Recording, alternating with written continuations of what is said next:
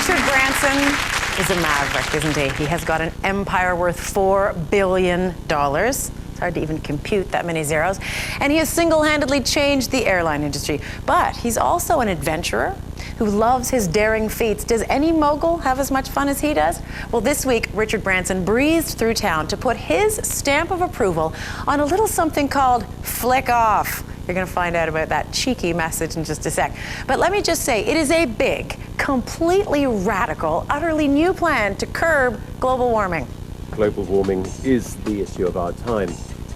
As businesses, as government leaders, and as people, we must find solutions and we must take actions.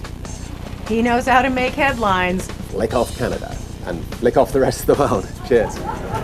And with those two words, billionaire Richard Branson helped put the spotlight square on global warming. Flick off's message is simple: stop worrying, take action, and encourage everybody to join you. Flick Off is a provocative new campaign and website that offers real solutions for us regular folk to reduce energy use. You don't have to be a billionaire to change the world. You can make a pledge to cut your energy consumption. You can calculate how to reduce your emissions. You can order an action kit. And you can wear your support and buy Flick Off branded clothing. Of course, if you're launching any campaign, this is the guy you want. Planes, trains, cell phone companies, exotic islands, you name it, he owns it. And he'll do anything to promote it. So what makes this media mogul tick, and now ticked off, about climate change? We grabbed his last 5 minutes of talk time before this jet-setter turned environmentalist took off on his next adventure. So, Sir Richard, what was it about Flick Off that interested you? Why did you want to get involved in this campaign? Well, I mean, global warming is not exactly the hippest subject. I think Flick Off, helps people address the problem with a smile, and I think that's what it takes. Sometimes it just takes a campaign like this to try to get young people all over the world to get behind something, and I really think this has a chance.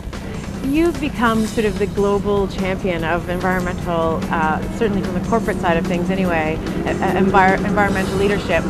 What was the tipping point for you? Was there a moment when this all clicked and galvanized for you and you decided to turn in this direction?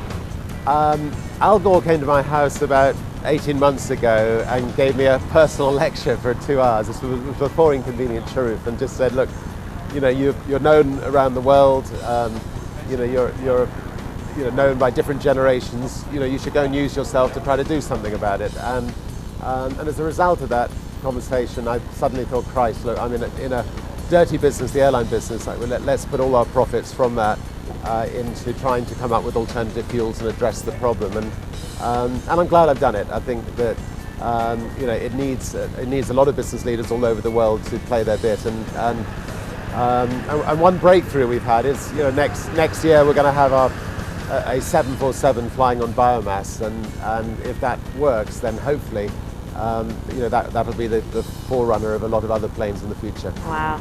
So many people look up to you as sort of the leader on all this. Do you have a hero, somebody you look up to for?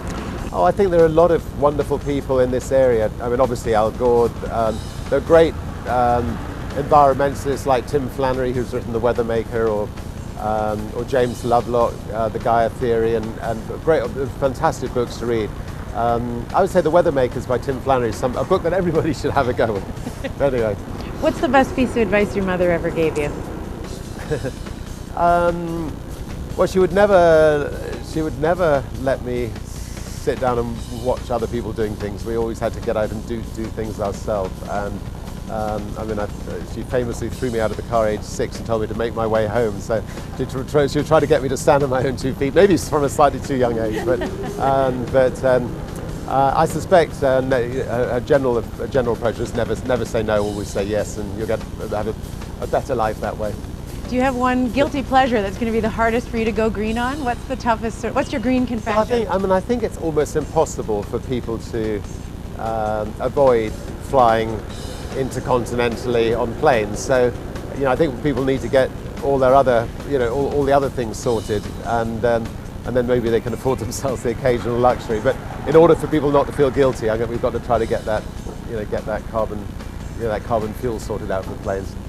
I'm afraid I'm off to the Arctic and I'm late for my plane. Okay. I was going to ask what you're most afraid of, so apparently that's what you're afraid of, is missing your flight. But no, I got a 3-week crossing of the Arctic with your son. With my son. So we're going to try to draw some attention to global warming.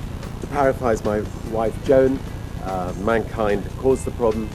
Surely mankind must solve the problem. Yeah, so flick off. We're allowed to say that now. I have to say, full disclosure here, it's no secret that I am an environmentalist. I think that green flag has been waved a few times in this show. But what you may not know about me is that I'm also married to a big environmentalist, and I have to give full disclosure on the fact that the Flick Off campaign that was very exciting, had its very exciting launch this week with Richard Branson here to add his stamp of approval, was conceived of by my husband, my proud moment as a wife. It was very exciting. Flick Off is what my children all write on the walls now because they think it's so hilarious that the L and the I are only dangerously close to one another.